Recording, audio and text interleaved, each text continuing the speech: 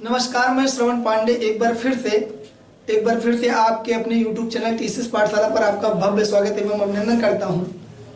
और क्षमा चाहूँगा 2 दिन की जो गैप हुआ आपका 31 दिसंबर 2021 और 1 जनवरी 2022, ठीक है। और इन 2 दिन के गैप के लिए मैं 2 पंक्तियाँ आप लोगों के लिए। सारे सिकवे गिले भुला के कहो, सारे सिकवे गिले भुला के कहो, जो भी कहना है मुस्कुरा के कहो। आ जाइए मेरे साथ, अपनी कॉपी और पेन लेकर के आ जाइए। हम व्यंजन संधि सीख रहे थे और व्यंजन संधि के अंतर्गत हम बात करेंगे किसकी।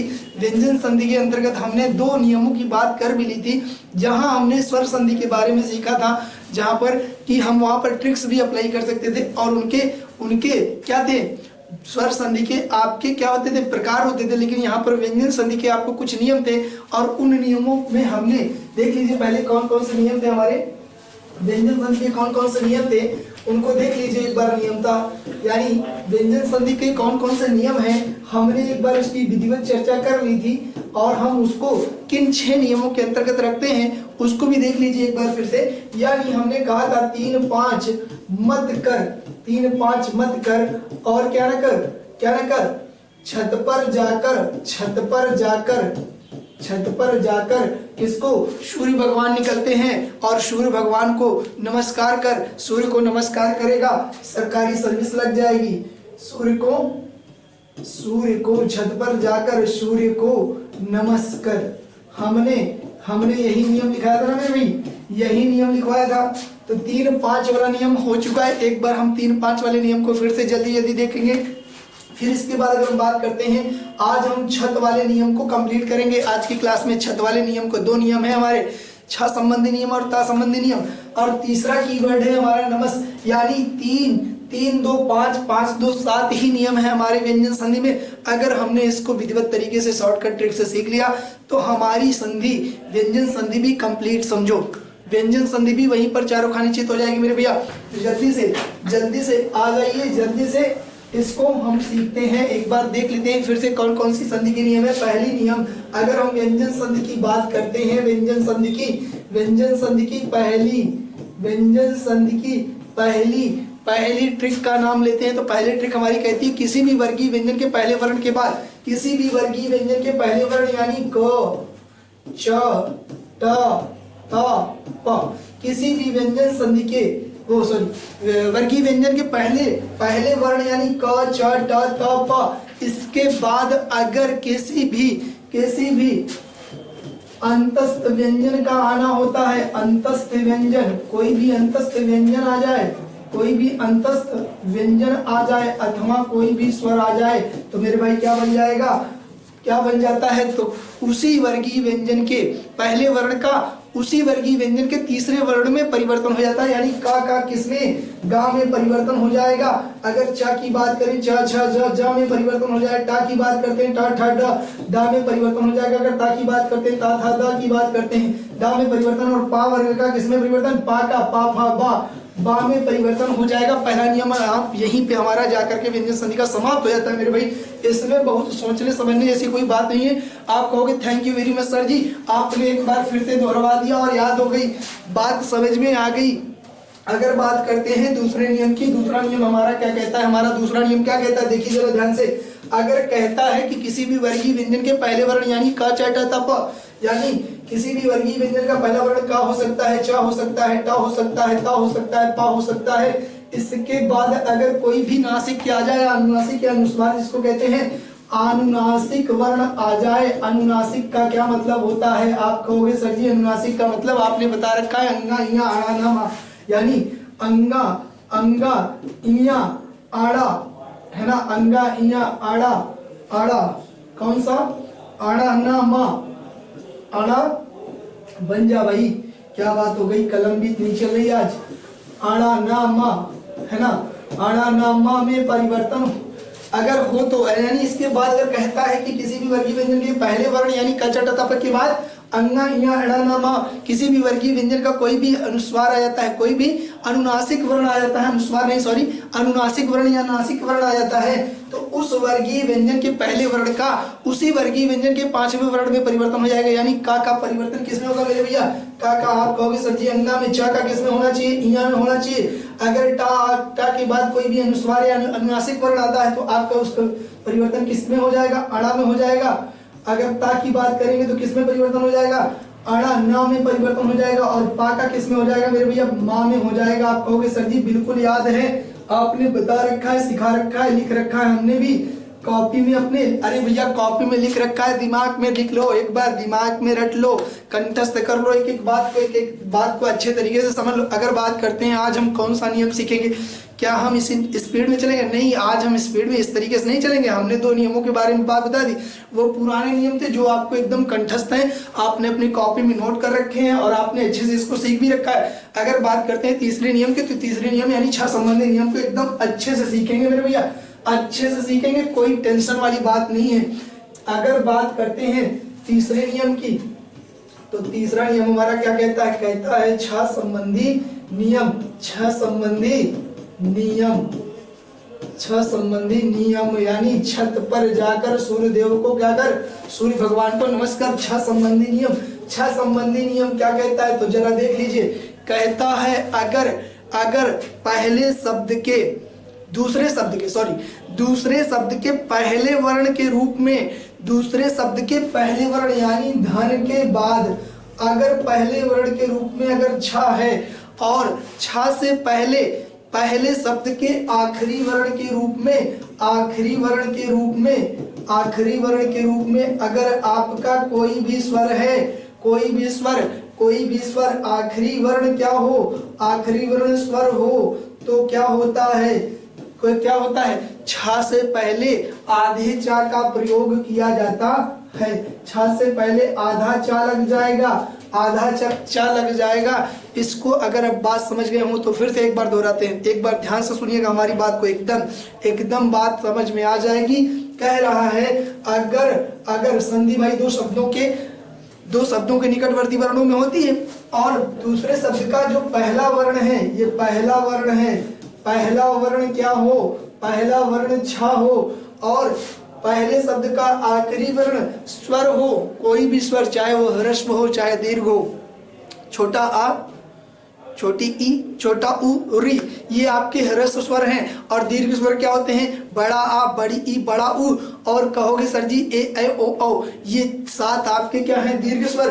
तो कोई भी स्वर हो उनमें से और छा से पहले आया हो, यानी पहले शब्द का आखिरी स्वर हो या छा से पहले आया हो, तो छा से पहले क्या लग जाता है? जब संधि होगी, संधि के बाद जब शब्द नए शब्द का निर्माण होगा, नव निर्माण होगा, तो छा से पहले उसमें आधा चा लग जाता है। इसी बात को हम विधिवत तरीके से लिख लेते हैं, नोट कर लेते हैं और समझाने के लिए हमने इस ग्राफ को बनाया था। इसको लिख लीजिए अच्छे से और बात आपको एकदम कंठस्थ हो जाएगी, समझ में आ जाएगी। इस पर हम एग्जाम्पल्स भी लेंगे, बहुत अच्छे से बातें होंगी। ठीक है, लिख लीजिए जल्दी से, पहले नियम लिख लीजिए। नियम लिख लीजिए, क्या कह रहा है? कह रहा है यदि दो शब्दों के निकटवर्ती वर्णों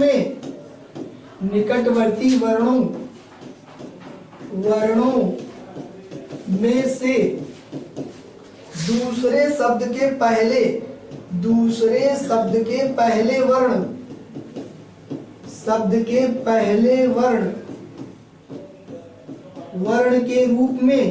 वर्ण के रूप में छा हो, क्या हो? छा हो और पहले शब्द के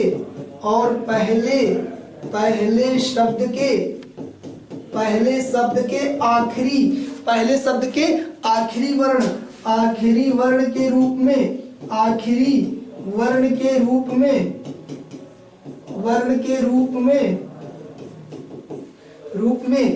कोई स्वर हो, कोई भी स्वर हो, आखिरी वर्ण के रूप में कोई स्वर हो, कोई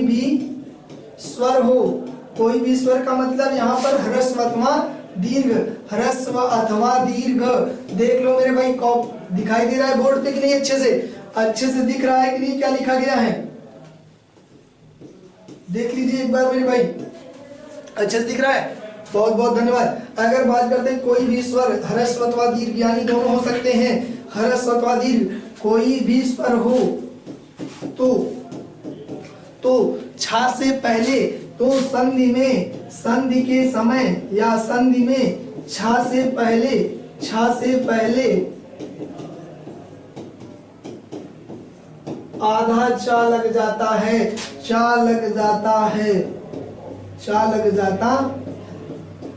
ठीक, इस नियम को अगर आप लोगों ने अच्छे से नोट कर लिया हो तो एक बार फिर से देख लीजिए, मैं समझाए दे रहा हूं, आप प्रेम से एकदम अच्छे से एकदम दिमाग में कंठस्थ कर लेना मेरे भाई, एकदम दिमाग में रख लेना। कह रहा है कि यदि दो शब्दों के निकटवर्ती वर्णों में से दूसरे शब्द के पहले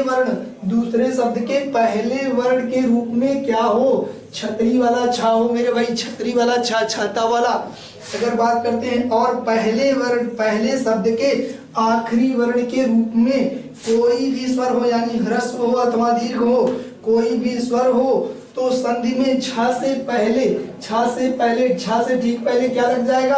आधा चा लग जाता है। यही आपकी क्या है? छा संबंधी नियम है। इस पर एग्जांपल्स लिख लेंगे मेरे भाई।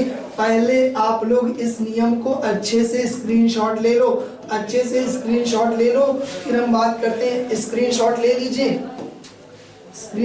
लीजिए, फिर हम बात करते हैं। स्क्रीनशॉट जल्दी से लीजिए, जल्दी से नोट करिए, अपनी कॉपी पे राइट डाउन कर लीजिए, फिर एग्जांपल्स के माध्यम से इसको और अच्छे समझते हैं। ठीक है, आप लोगों ने स्क्रीनशॉट ले लिया होगा। जहां तक है मैं इसके बाद अगर बात करते हैं, इसके एग्जांपल ले लेता हूं, जरा देखिएगा मेरे भाई। स्वधन छंद, अगर बात करते हैं स्वधन छंद तो आप क्या पाते हो? आप ये पाते हो कि पहले शब्द के आखिरी वर्ण में छोटा आ स्वर है और इसके बाद क्या लगा है? आखिरी वर्ण के दूसरे शब्द के आखिरी शब्द के यानी दूसरे शब्द के पहले वर्ण के रूप में छा है। तो क्या होना चाहिए? वाह और छा से पहले क्या लगना चाहिए? वाह और छा से पहले क्या लगना? वाह के बाद और छा से पहले क्या लगना चाहिए? आधा चा और छा जुड़ जाएगा, यानी स्व लिखने के बाद आधा चा, फिर इसके बाद छा के ऊपर बिंदु थाई पहले से लगा दीजिए, स्वच्छंद। आप कहोगे सर जी एकदम आसान है, समझ में बात आ गई। छा से पहले कोई भी स्वर छिपा होता है पहले शब्द के आखिरी वर्ण में तो आपका क्या होता है? छा से पहले आधा चा जुड़ जाता है। अगर हम बात करें वृक्ष धन छाया, जरा अगला एग्जांपल जरा देखिए तो कह रहा है वृक्ष धन छाया और हम देखिए पहले शब्द के आखिरी वर्ण में छतरी वाला छा में क्या है? छोटा आ छिपा है और इसके दूसरे शब्द के पहले वर्ण के रूप में छतरी वाला छा आया है।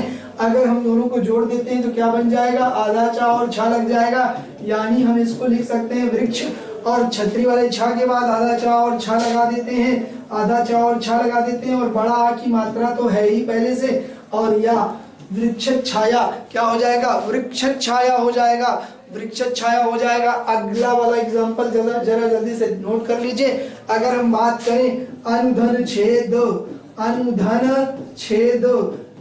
छेद, अब आप कहोगे सर जी एकदम बात समझ में आ चुकी है, अब आपको बताने की जरूरत भी नहीं है, क्योंकि पहले शब्द के आखिरी स्वर के रूप में छोटा ऊ है और दूसरे शब्द में के पहले वर्ण के रूप में छा आया है, तो यानी क्या होना चाहिए? आप कहोगे सर जी आधा चा और छा जुड़ेगा, यानी अनु, इसके बाद आधा चा और छा और एक ही मात्रा पहले से दे रखी है, एक ही मात्रा लगा देंगे, दा लगा देंगे, अनुच्छेद बन जाएगा। कुछ एग्जांपल्स जल्दी से नोट कर लीजिए अपनी कॉपी में, जल्दी से नोट कर लीजिए घर से करने के लिए। अगर हम बात करें इसको पहले नोट कर लीजिए। ये आपके उदाहरण हैं, आपके उदाहरण नंबर 1, उदाहरण नंबर 2, उदाहरण नंबर 3 हमने अभी अभी करवाया, और कुछ 2-4 एग्जाम्पल्स मैं घर के लिए आपको दे रहा हूँ। जरा जल्दी से करके अपने कमेंट बॉक्स पे जरूर कमेंट किया करिए आपने क्या सीखा। अगर आप कमेंट नहीं करते हो तो हमें कैसे पता चलेगा कि जो हमने सिखाया, हमने बताया, हमने आपको समझाया, वो बातें आपको समझ में आ रही हैं या नहीं, है ना। प्लीज़ कमेंट जरूर करिए, शेयर करिए, लाइक करिए, इस बात को जरूर ध्यान दिया करिए, ताकि हमारे बारे में हमको हमारा रिव्यू मिलता रहे ना, हमको ये पता चलता रहेगा कि हम कैसा सिखा पा रहे हैं, आप तक हमारी बातें समझ पा रहे हैं कि नहीं, समझ में आ रही, हम आप तक हमारी बातें पहुंच रही हैं कि नहीं पहुंच रही। तो इसको प्लीज़ जरूर किया करिए। स्क्रीनशॉट ले लीजिए, जल्दी से आगे बढ़ते हैं। स्क्रीनशॉट लीजिए, जल्दी से स्क्रीनशॉट ले लीजिए, राइट डाउन कर लीजिए। अगले हम एग्जाम्पल्स की बात करते हैं, एग्जाम्पल्स जो आपको घर से करने हैं। जैसे अगर बात करें अवधन छेद, अगर हम बात करते हैं घर से करने के लिए अवधन छेद, कुछ विद्वान तो हमारे ऐसे विद्वान साथी होंगे मेरे भाई, ऐसे विद्वान साथी होंगे जो तुरंत ही अभी इसी को अभी तुरंत कर देंगे। अवधन छेद कहेंगे सर जी 9 नगद ना 13 उधार, 9 नगद ना 13 उधार, अभी लिए जाओ, अभी लिए जाओ, क्या बनेगा जल्दी से बना के बता देंगे। विधन छेद, विधन छेद, विधन छेद। अगला हम बात करते हैं, अगले एग्जाम्पल की बात करते हैं, लक्ष्मी धन छाया, लक्ष्मी धन छाया, लक्ष्मी धन छाया। अगर बात करते हैं अगले एग्जाम्पल की, अगर बात करते हैं अगले एग्जाम्पल की, तो अगला एग्जाम्पल जरा देखिएगा, साला धन छादन, साला धन छादन, साला धन छादन। ठीक है, ये 4-5 एग्जाम्पल्स हैं, इनको आप नोट करिए और जल्दी से कमेंट बॉक्स में जल्दी से करके दिखाइएगा, बताइएगा। आप कल की वीडियो के चलते समय, जब कल की वीडियो चल रही होगी उसी टाइम पर करके बताइएगा, और बताइएगा, देखते हैं कि इसका सारा का सारा सही बन रहा है, अच्छे से बनाइए। अब बात करते हैं अगले नियम की, अगले नियम की, नियम नंबर 4 की, नियम नंबर 4 की बात करते हैं। नियम नंबर 4, नियम नंबर 4 की बात करते हैं। नियम नंबर 4 हमारा क्या कहता है भैया? नियम नंबर 4 हमारा कहता है ता संबंधी नियम, ता संबंधी नियम, ता संबंधी नियम। तो नियम नंबर 4 में ता में 2 नियम होंगे, एक का होगा, एक क्या होगा, खा होगा। पहले का को देखते हैं। अगर बात करते हैं का की, है ना, का नियम की बात करते हैं, तो जरा देखिएगा, अगर मान लीजिए कह रहा है, अगर ता के बाद सा आ जाए, है ना, अब इसका मतलब क्या, इसका मतलब क्या, तो ता का आधे चा और सा का आधे छा में परिवर्तन, इसका चा में और इसका किसमें, आधे छा में परिवर्तन। अब देखिए, इन बातों को दिमाग में रख लीजिए, इन बातों को एकदम दिमाग में बैठा लीजिए, ठीक है। अब हम बात करेंगे इसकी विधिवत चर्चा। तो यानी अगर आपके पहले शब्द के आखिरी वर्ण के रूप में, नियम लिख लीजिए, नियम लिख लीजिए, इसको हमने समझाने के लिए बता दिया। पहले शब्द के आखिरी वर्ण के रूप में आपका ता मिल जाए, और दूसरे शब्द के पहले वर्ण के रूप में अगर सीटी वाला सा मिल जाता है ना मेरे भैया, तो ता का किसमें, आधे चा में, और छा का किसमें, सा, सीटी वाले सा का अगर हा में छा में परिवर्तन हो जाता है। अगर आपको ऐसा संयोग मिलता है, अगर मान लीजिए कभी आपको ता के बाद हा मिल जाता है, यानी पहले शब्द के आखिरी वर्ण के रूप में अगर ता मिल जाए और दूसरे शब्द के पहले वर्ण के रूप में हा मिल जाए, तो ता का दा में परिवर्तन और हा का धा में परिवर्तन हो जाता है। इन बातों को नोट कर लीजिए, फिर आपको बात समझ में आ जाएगी। इस बात को केवल हम ऐसे ही नहीं, हम एक नियम के रूप में लिख लेते हैं, ताकि बाद में इसी चीज को नोट करवा देंगे तो आपको बात समझ में आ जाए। इस नियम को जरूर लिख लीजिए। अगर लिख लीजिए, यदि 2 शब्दों के निकटवर्ती वर्णों में से, 2 शब्दों के निकटवर्ती वर्णों में से, निकटवर्ती वर्णों में से, निकटवर्ती वर्णों में से, वर्णों में से। अगर बात करते हैं, दिखाई दे रहा है कि नहीं मेरे भाई, पूरा दिखाई दे रहा है, एक बार अच्छे से देख लीजिए। अगर बात करते हैं निकटवर्ती वर्णों की, तो फिर से एक बार फिर से इस बात को समझ लीजिए स्पष्टतया, एकदम अच्छे से समझ लीजिए, एकदम इस बात को स्पष्ट कर लीजिए कि निकटवर्ती वर्ण का क्या मतलब होता है, निकटवर्ती वर्ण का क्या अर्थ होता है, निकटवर्ती वर्ण का क्या अर्थ होता है। ठीक है, अब निकटवर्ती वर्ण का अर्थ होता है कि पहले शब्द का आखिरी वर्ण और दूसरे शब्द का पहला वर्ण, यही निकटवर्ती वर्ण होते हैं। तो में से अगर पहले शब्द का आखिरी वर्ण, पहले शब्द का आखिरी वर्ण, आखिरी वर्ण ता, दोनों परिस्थितियों में आखिरी वर्ण आपका ता ही था, था, बिल्कुल मानोगे कि नहीं मानोगे? हाँ बिल्कुल मानोगे। ता हो और दूसरे शब्द के, और दूसरे शब्द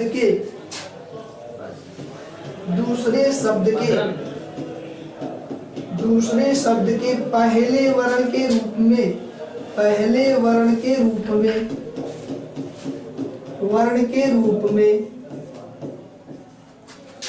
में क्या हो, हमने बताया था एक जगह पर क्या हो, सीटी वाला सा हो अथवा हा हो, सीटी वाला सा हो, सीटी वाला सा अथवा हा हो, अथवा हा हो तो हा हो तो ता का, तो पहले कंडीशन में तो क्रमशः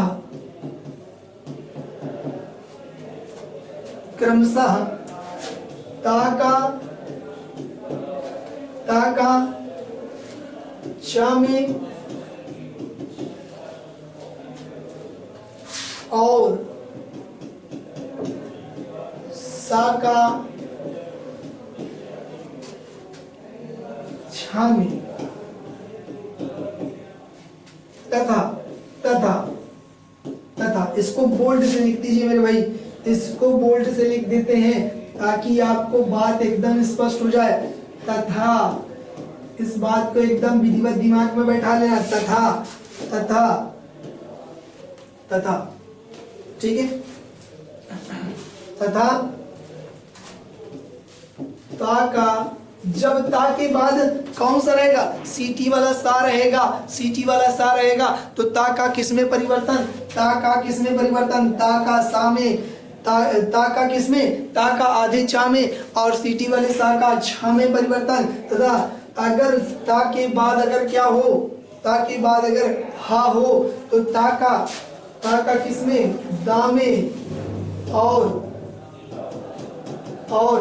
हा का परिवर्तन धा में हो जाता है, हा का परिवर्तन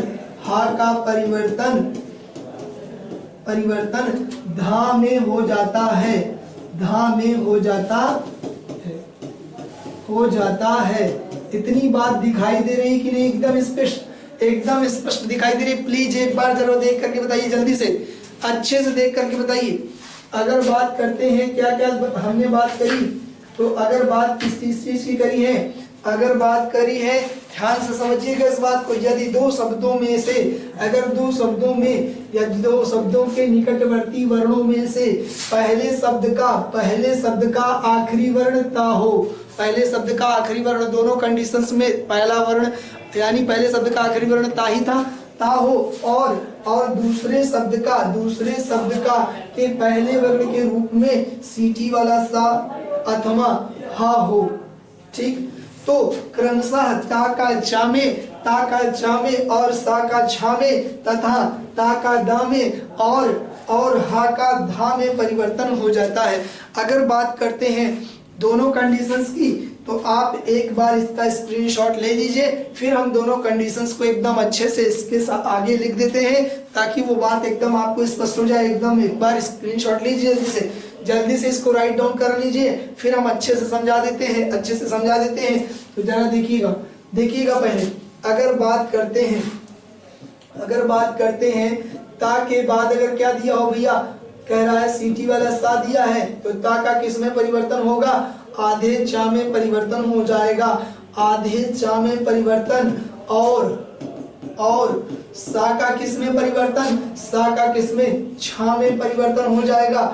और दूसरी कंडीशन, इसी में पहली कंडीशन थी और दूसरी कंडीशन क्या कह रही थी, ता के बाद अगर पहले शब्द के आखिरी वर्ण के रूप में ता हो और दूसरे शब्द के पहले वर्ण के रूप में सीटी वाला सा हो तो ता का चा में और सा का छा में परिवर्तन। और अगर बात करते हैं दूसरे नियम में, अगर पहले शब्द का ही आखिरी वर्ण आपका ता हो और दूसरे शब्द का पहला वर्ण आपका क्या हो, हा हो, तो ता का किस में परिवर्तन, ता का धा में परिवर्तन। और हा का किस में परिवर्तन, हा का धा में परिवर्तन हो जाता है। और हा का धा में परिवर्तन हो जाता है। इतनी बातें दिमाग में बैठा लीजिए। फिर एग्जाम्पल्स की बात करते हैं, जरा देखिएगा। कह रहा है सतधन शास्त्र। एग्जाम्पल, उदाहरण की बात करते हैं, उदाहरण की। तो देखिएगा सतधन शास्त्र, उदाहरण, ठीक है। अगर बात करते हैं सतधन शास्त्र की बात करेंगे भैया। अब जरा बताइए, पहले शब्द का जो आखिरी वर्ण है ये क्या है, आप कहोगे सर जी ता व्यंजन है, ता व्यंजन। अगर बात करते हैं दूसरे शब्द का आखिरी वर्ण क्या है, आप कहोगे सर जी सा व्यंजन है। तो दोनों में मैंने क्या बता रखा है कि अगर ता का किसमें परिवर्तन, ता का छा में परिवर्तन। आप कहोगे सर जी एकदम दिखाई दे रहा है, ऊपर ही लिखा हुआ है, तो ता का किसमें परिवर्तन होना चाहिए, ता का कहोगे आधे चा में परिवर्तन, ता का किसमें, आधे चा में परिवर्तन। तो अब आधे चा में परिवर्तन कर दिया। फिर इसके बाद अगर हम बात करें सा का किसमें परिवर्तन, सा का छा में परिवर्तन, सच्छास्त्र। बाकी की चीजें वैसे ही उतार देंगे। बात समझ में आई कि नहीं, एकदम बात समझ में आई। यही इतनी सी बात ही कहनी थी मेरे भैया, इतनी सी बात ही समझानी थी। दूसरा नियम, दूसरा एग्जाम्पल जरा देखिएगा। अगर बात करते हैं सतधन, अगर हम बात करते हैं किसकी, अगर बात करते हैं ततधन हित या उत्धन श्वास की बात करते हैं, उत्धन श्वास की बात करते हैं, तो आप कहोगे सर जी पहले शब्द के आखिरी वर्ण के रूप में ता आया है, तो बिल्कुल ठीक है, ता आया है, अच्छी बात है। अगर बात करते हैं दूसरे शब्द के पहले वर्ण के रूप में सीटी वाला सा, तो अब ता का किसमें परिवर्तन होना चाहिए, चा में, और सा का किसमें परिवर्तन होना चाहिए, छा में। अब यहाँ आधा ता है तो आप क्या करोगे, उच्च आधा चा, और इसके बाद आधा सीटी वाला सा है तो छा को भी क्या कर दोगे, आधा कर दोगे, उच्छ्वास। क्या बन जाएगा, उच्छ्वास। एकदम बात समझ में आ गई होगी। इन दोनों एग्जाम्पल्स को जरूर नोट कर लीजिए। और इन नियमों को हमने बता ही दिया है। नियम नंबर का, चौथे का नियम नंबर का ही कंप्लीट हो रहा है। नियम नंबर का को एकदम आप लोग अपने कॉपी पे नोट कर लीजिए, राइट डाउन कर लीजिए। आपको बातें एकदम स्पष्ट हो गई होंगी। जल्दी से इसको स्क्रीनशॉट ले लीजिए, फिर हम आगे बात करते हैं। जल्दी से स्क्रीनशॉट लीजिए, फिर हम आगे बात करते हैं। नियम नंबर खा की बात करते हैं। नियम नंबर खा, आप कहोगे एक नियम पर तो बताया, ता के बाद अगर सीटी वाला सा आता है तो ता का चा में और सीटी वाले सा का छा में परिवर्तन। हा, और ता के बाद हा आता है तो उसका आपने कोई नहीं करवाया, तो हा वाला भी जरा एक बार देख लीजिए एग्जाम्पल्स, ऐसा नहीं है। अगर हम बात करते हैं ततधन हित, आपने कहा सर जी ये वाला नियम से नहीं करवाया था, तो देख लीजिए पहले शब्द का अगर आखिरी वर्ण ता व्यंजन हो और दूसरे शब्द का पहला वर्ण हा व्यंजन हो, तो आपने कहा था सर जी ता का दा में और हा का धा में परिवर्तन हो जाता है। तो जरा देखिएगा, इसका आधे दा में होगा, फिर अगर हा का परिवर्तन करने लगेंगे तो धा में होना चाहिए, तो धा में हम क्या लगा देंगे, छोटी ई की मात्रा तद्धित। और हम इसको इस तरीके से भी लिख सकते हैं, तद्धित। इतनी बात समझ में आई? इतनी बात एकदम स्पष्ट हुई कि नहीं हुई? इसको जल्दी से एग्जाम्पल के तौर पे लिख लीजिए। जल्दी से अगला देखिएगा। अगर हम बात करें उत्धन उतधनहार। अगला एग्जाम्पल क्या कहता है हमारा भैया, देखिएगा उतधनहार। अब देखिए इसको, देखिए कह रहा है पहले शब्द का आखिरी वर्ण ता व्यंजन और दूसरे शब्द का पहला वर्ण हा व्यंजन। अब देखिएगा उद्धार, उत आधा धा और इसके बाद हा का परिवर्तन धा में होगा, धा में बड़ा की मात्रा लगी हुई है, रा लिख देंगे। इसको हम इस तरीके से भी लिख सकते हैं उद्धार। इतनी बात आपको एकदम स्पष्ट समझ में आ गई होगी, एकदम स्पष्ट समझ में आ गई होगी। इन दोनों एग्जांपल्स को भी जल्दी से अपनी कॉपी पे राइट डाउन कर लीजिए। फिर हम आगे खा नंबर नियम यानी चौथे कका ता संबंधी नियम के का नंबर नियम नंबर को हमने कंप्लीट कर लिया है। खा नियम नंबर को हम अभी देखते हैं, तुरंत देखते हैं, जल्दी से नोट कर लीजिए, जल्दी से नोट करिए। ठीक, अगर हम बात करते हैं खा संबंधी नियम, ता संबंधी नियम का खा नियम। खा नियम ये थोड़ा सा लंबा है, थोड़ा सा क्रिटिकल है, हो सकता है थोड़ा जटिल लगे, लेकिन एकदम हम आसानी से समझ जाएंगे। इसको पहले नोट कर लीजिए, नोट कर लीजिए, तो लिख लीजिए जरा। कह रहा है यदि ता अथवा दा के बाद, ता अथवा दा के बाद क्या कह रहा है, ता अथवा दा। तो पहले ता अथवा दा वाला बाद में करते हैं, पहले ता संबंधी नियम ही देखते हैं। ता अथवा दा वाला सिस्टम ही खत्म करते हैं, पहले ता संबंधी नियम। यदि दो शब्दों के निकटवर्ती वर्णों में, दो शब्दों के निकटवर्ती वर्णों में, निकटवर्ती वर्णों में से यानी निकटवर्ती वर्णों, फिर से एक बार देख लीजिए, यानी पहले शब्द का आखिरी वर्ण और दूसरे शब्द का पहला वर्ण। निकटवर्ती वर्णों में से पहले शब्द का आखिरी वर्ण, पहले शब्द का आखिरी वर्ण और आखिरी वर्ण क्या होना चाहिए, ता हो, ता हो। और दूसरे शब्द का पहला वर्ण, दूसरे शब्द का पहला वर्ण चा अथवा झा हो, कॉमा चा अथवा झा। फिर इसके बाद चाचा के बाद अगर बात करते हैं जा झा टा ठा डा ढा, चा अथवा झा, जा अथवा झा टा।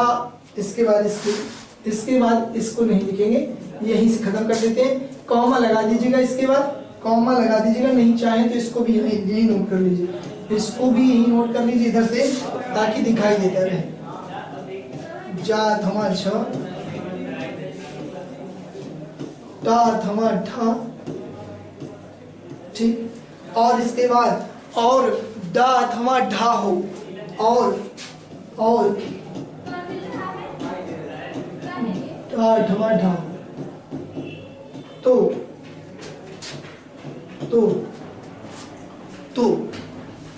पहले तो क्या होना चाहिए, चा अथवा झा, जा अथवा झा, टा अथवा ठा और डा अथवा ढा हो। तो पहले तो क्या होता है आपका, तो आपका क्या होगा, ता का परिवर्तन, तो ता का परिवर्तन, ता का परिवर्तन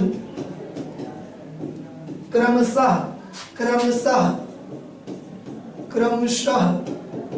तो पहले देखिए ता के बाद अगर चा अथवा छा रहेगा तो चा में कॉमा, अगर जा अथवा झा रहेगा तो जा में, और टा अथवा ठा रहेगा तो टा में, और डा अथवा ढा रहेगा तो डा में परिवर्तन, और डा में परिवर्तन हो जाता है, परिवर्तन हो जाता।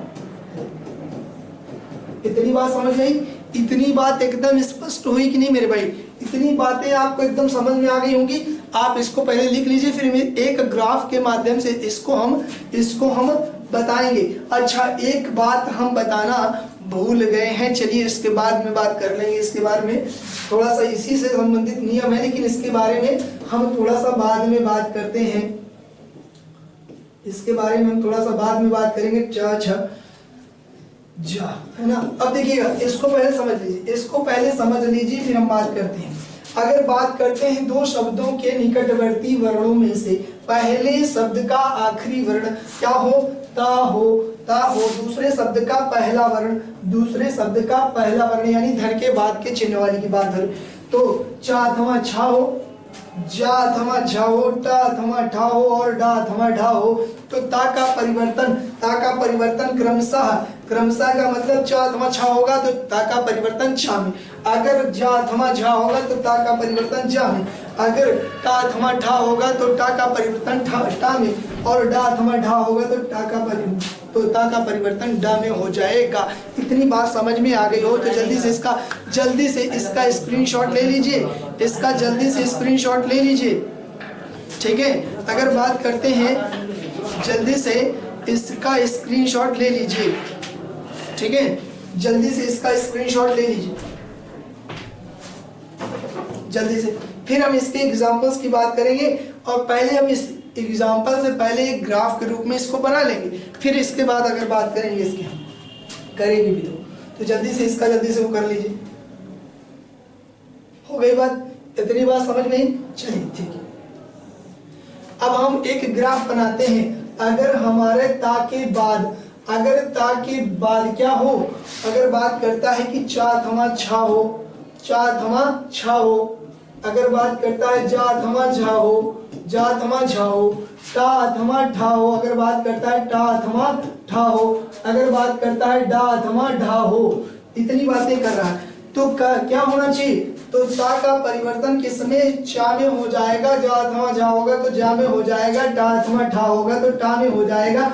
अगर डा थमा ढा होगा तो किसमें, डा में परिवर्तन हो जाएगा। इतनी बात अपने दिमाग में एकदम राइट डाउन कर लीजिए, एकदम दिमाग में समझ लीजिए, अच्छे से समझ लीजिए, इसको नोट कर लीजिए, इसको नोट कर लीजिए।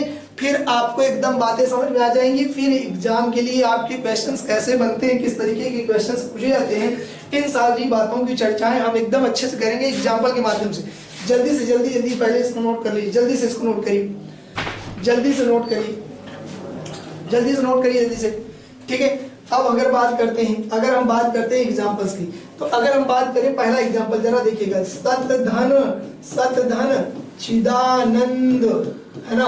अब जरा बताइएगा, पहले शब्द के आखिरी वर्ण के रूप में आप कहोगे सर जी ता व्यंजन है। अगर बात करते हैं दूसरे शब्द के पहले वर्ण के रूप में चा व्यंजन है। अब जरा देखिएगा, ता का परिवर्तन किस में होना चाहिए, इस ता का परिवर्तन किस में हो जाना चाहिए, तो आप कहोगे सर जी आधे चा में हो जाना चाहिए, क्योंकि ता के बाद चा अथवा छा आ जाएगा तो ता का परिवर्तन चा में ही होगा। चा अथवा छा आया होता, चाहे यहाँ पर कह दो सर जी छा भी आया होता, तब भी ता का परिवर्तन चा में ही होता। तो जरा देखिएगा कैसे होगा, आधा चा लगा दीजिए, बनाइए आधा चा, फिर इसके बाद कहोगे सर जी वही पूरा लिख दीजिए चिदानंद। अगर हम बात करते हैं, अगर हम बात करें इसकी, अगर चा को भी इसी में मिला दिया जाएगा तो क्या हो जाएगा, सच्चिदानंद हो जाएगा। आप कहोगे सर जी सच्चिदानंद हो जाएगा, कैसे होगा जरा देखिएगा। अगर हम बात करते हैं सच्चिदानंद, कैसे लिखा जाता है, सच्चिदानंद, ठीक है। इसको हम इसी के अंतर्गत लेंगे। यहाँ ये हमने थोड़ा सा गलत लिख दिया है, यहाँ ऐसे ना लिख करके हम कैसे लिखेंगे, हम ऐसे लिखेंगे सच्चिदानंद, ठीक है। यही होगा हमारा सही, एकदम राइट यही है। अगर आपसे बात पूछते हैं, अगर बात करते हैं कि लिखिए जल्दी से बताइए क्या होना चाहिए इस एग्जाम्पल का मतलब, उत्धन छेद।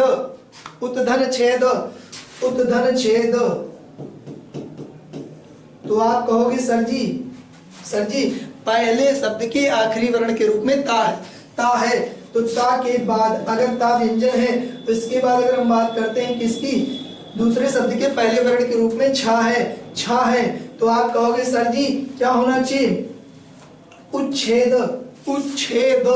देखिए ता का परिवर्तन किसमें हो गया, होना चाहिए दूसरे शब्द के पहले वर्ण के रूप में चा है अथवा छा है, दोनों में ही कंडीशंस में चा का परिवर्तन किसमें होना चाहिए, चा का परिवर्तन किसमें होना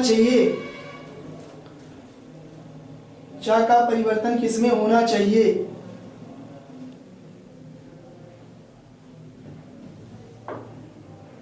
ठीक है। अब देखिए चा चा का परिवर्तन आधे चा में होना चाहिए। उच्च धन छेद, अब जरा देखिएगा कैसे लिखेंगे इसको हम, उच्छेद।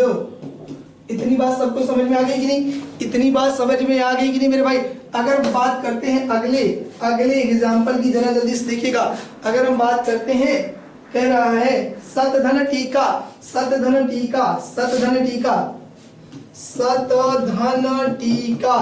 अब जरा देखिए सतधन टीका अगर बात करते हैं तो पहले शब्द के आखिरी वर्ण के आखिरी व्यंजन के रूप में क्या है? ता व्यंजन है। इसके बाद दूसरे शब्द के पहले वर्ण के रूप में टा है, तो ता ता टा अथवा ठा, टा अथवा ठा दोनों कंडीशन, दोनों होने पर, दोनों ही कंडीशन होने पर, टा होता तब भी ता का टा में परिवर्तन, अगर ठा होता तब भी ता का ठा में परिवर्तन हो जाता।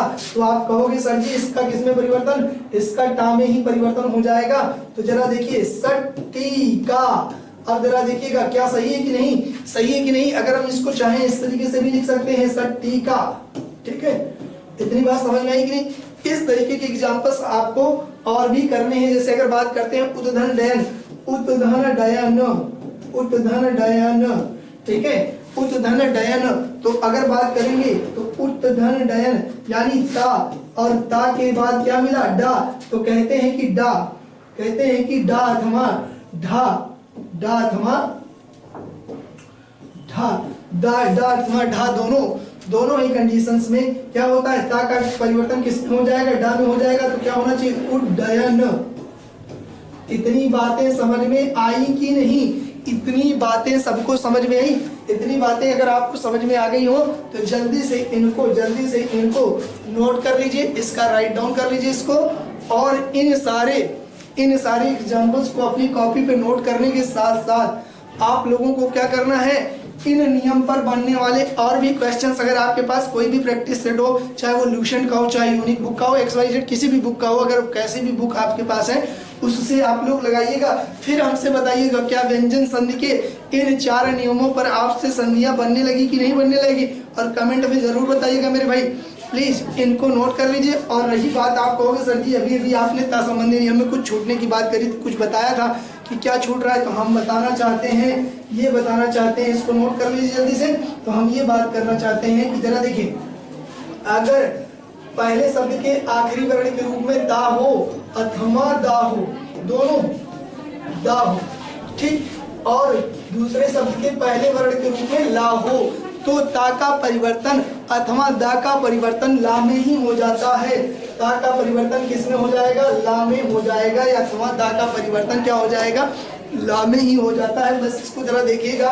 अगर हम बात करते हैं एग्जाम्पल लेकर के, उद्धन लास, उद्धन लास। अब जरा देखिए पहले शब्द का आखिरी वर्ण क्या है? आप कहोगे ता व्यंजन है। दूसरे शब्द का पहला वर्ण क्या है? आप कहोगे सर जी ला व्यंजन है। तो अब जरा देखिएगा इसका परिवर्तन किसमें? आधे ला में हो जाना चाहिए। उल्लास, बाद में आपका लास लिखाइए, उल्लास हो गया। अगर बात इतनी समझ में नहीं आई हो तो और एग्जांपल्स ले लिया जाए। अगर हम बात करें चित्तधन लास, चित्तधन लास, चित्तधन लास। अगर चित्तधन लास की बात करते हैं तो देखिए ता के बाद क्या मिल रहा है आपको? ला मिल रहा है। आपको सर जी आधे ला में परिवर्तन हो जाएगा। एकदम बात समझ में आ गई है। अगर हम बात करें चिल्धन लास, अगर हम ये ऐसा लिखते हैं तो इसमें कोई गलत नहीं माना जाएगा। चिल्लास एकदम राइट फाइट टाइट है, एकदम सही बात समझ में आ गई। इतनी बातों को आप लोग अपनी कॉपी पे जरूर नोट करिए। इस व्यंजन संधि को समझिए और इसकी अवधारणाओं को इस ट्रिकों के माध्यम से, इन ट्रिकों के माध्यम से जल्दी इन नियमों के माध्यम से आप अपने व्यंजन संधि के क्वेश्चंस को करना स्टार्ट करिए। फिर आप परिवर्तन देखिए कि अभी तक आपको क्या आ रहा था, क्या नहीं आ रहा था, और अब आपको क्या आने लग गया मेरे भाई, क्या आने लग गया। ठीक है ना? चलिए ठीक है, बहुत बहुत धन्यवाद। आज की क्लास के लिए इतना ही बहुत है, इतना ही काफी है। और थोड़ा सीखेंगे। कहते हैं गोधन गजधन बाजीधन और रतन धन खान, जब आवे संतोष धन सब धन धूरी समान। थोड़ा लेकिन एकदम सटीक जानकारी लेकर के हम सीखेंगे अपने जीवन में और आगे बढ़ेंगे। निश्चित ही हमको इस वर्ष 2022 में, 9 वर्ष में सफलताएं अर्जित करनी है। चाहे वो उत्तर प्रदेश पुलिस की परीक्षा हो, चाहे उत्तर प्रदेश लेखपाल वीडियो, या उत्तर प्रदेश ग्राम पंचायत अधिकारी से लेकर के आपकी छोटे लेवल से लेकर के लोअर पीसेस की आने वाली जितनी भी सी ग्रेड की अच्छी परीक्षाएं हैं, यूपी ट्रिपल एससी द्वारा कंडक्ट कराई जाती हैं, उत्तर प्रदेश की परीक्षाएं हैं, उन समस्त परीक्षाओं की हम बात करते हैं। उन सारी की सारी परीक्षाओं में हम इन बातों को जरूर ध्यान में रखेंगे। ठीक है, ठीक, बहुत बहुत धन्यवाद, बहुत बहुत धन्यवाद। गुड नाइट, शुभ रात्रि, शुभ